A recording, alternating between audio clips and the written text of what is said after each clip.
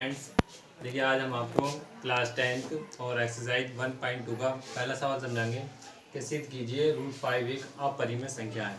लेकिन इसे समझाने से पहले आपको ये पता होनी चाहिए परिमेय और अपरिमेय संख्याएं कौन सी होती हैं। तो मैं आपको बता दूं, परिमेय संख्याएं वो होती हैं जो जो P/Q के रूप में व्यक्त की जाती हैं।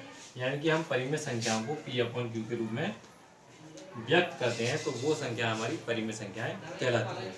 और अपरिमेय संख्याएं वो होती हैं जो P/Q के रूप में व्यक्त नहीं की जाती हैं जी। और कह सकते हैं जो रूट वाली संख्याएं होती हैं वो आपकी अपरिमेय संख्याएं कहलाती हैं। जैसे मान लीजिए अगर हमें ये तो आपकी हो गई परिमेय संख्याएं, और अगर आपको अपरिमेय लिखनी है तो अपरिमेय में जितनी भी रूट वाली संख्याएं होती हैं, कौन सी वाली रूट वाली, जैसे मान लीजिए हमने लिखा √2, √3 और √4, √5 और √6।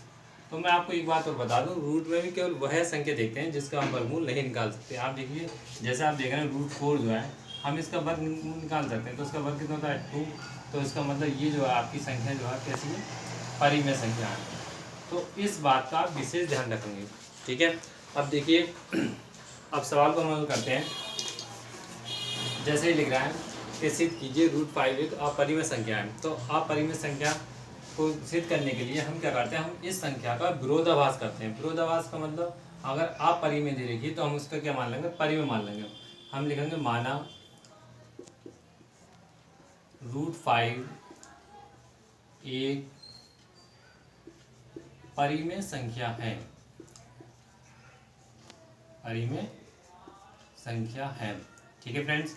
अब जैसे मान लिया हमने माना √5, और ये आपको मालूम है कि √5 जो परिमेय संख्या होती है वो किसके बराबर होती है, P/Q के। यानी कि हमने इस संख्या को P/Q के रूप में मान लिया।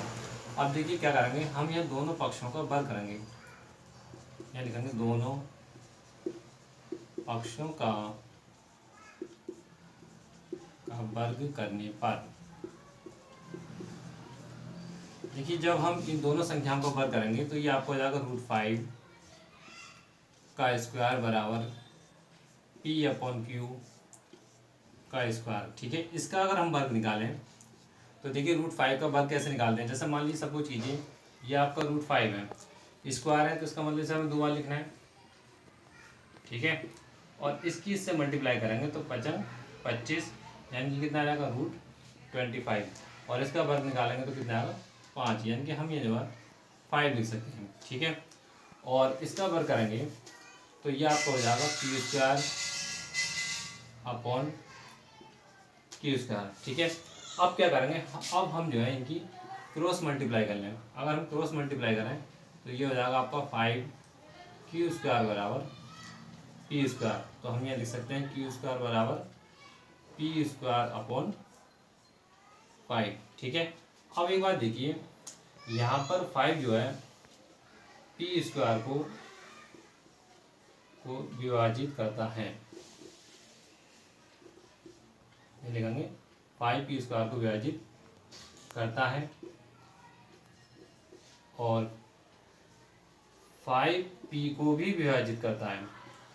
अभी हम आपको समझाएंगे ये कैसे विभाजित करता है, विभाजित करता है, ठीक है। देखिए जैसे मान लीजिए हमने 25 माने, कितने माने 25 मान लिया हमने, P का मान 25 मान लिया, और ये 5 का वर्ग, इसका 25 का वर्ग करेंगे तो ये 625 जाएगा। 625/5, 5 से भाग कर दें तो ये 125 आ गया, यानी कि 5 का 5, 2 बचेंगे, 5 दूनी 10 और 5 25। तो इस प्रकार यानी कि P² को विभाजित करता है और P5 को विभाजित करता है। तो देखिए हम यहाँ जो है, यानी कि ये तो आपकी समीकरण नंबर क्या हो गई, 1 हो गई। तो हम ये लिख सकते हैं, कह रहे हैं 5P को विभाजित करता है, तो यानी कि P/5 बराबर M, और हम ये क्रॉस मल्टीप्लाई कर लें तो ये जाएगा P बराबर 5M, ठीक है। अब देखिए हम ये लिखेंगे, दूसरे पेन से लिख दे रहे हैं, जो थोड़ा समझने में दिक्कत हो जाएगी, चलिए कोई बात नहीं है। यहाँ लिखते हैं हम P का मान, हमने लिखा P का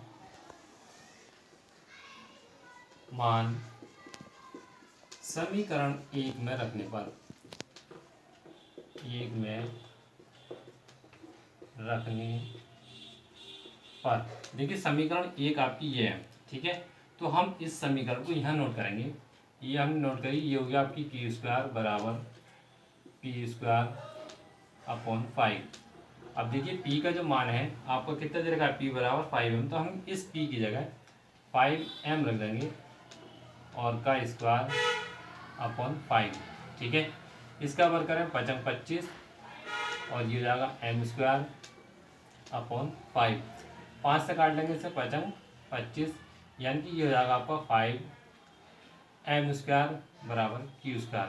चूँकि हमें m का मान निकालना है तो ये हो जाएगा m स्क्वायर बराबर क्यू स्क्वायर अपॉन 5। तो आप देखें यहाँ पर हमारी जो कंडीशन है, जैसे ये सवाल में दे रखा है वही कंडीशन आपकी यहाँ पर है। तो हम यहाँ लिख सकते हैं कि 5 क्यू स्क्वायर को विभाजित करता है, ठीक है। ऐसी 5 क्यू को विभाजित करता है, ठीक है। अतः हमारी कल्पना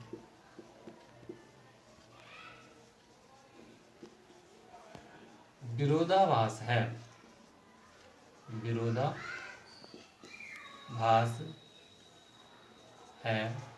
इसलिए √5 एक अपरिमेय संख्या है, ठीक है फ्रेंड्स। अगर इसमें से आपको कोई सवाल नहीं आए समझ में, जैसे मान लीजिए नोट कराएं और इस एक्सरसाइज के जो बाकी सवाल हैं मैं आपको उनके PDF बना के सेंड कर दूंगा, तो आप उस सवालों को देख सकते हैं। इसके बाद भी अगर ये सवाल समझ में नहीं आए तो मुझसे दोबारा कमेंट बॉक्स में कह सकते हैं, ठीक है। थैंक यू, धन्यवाद।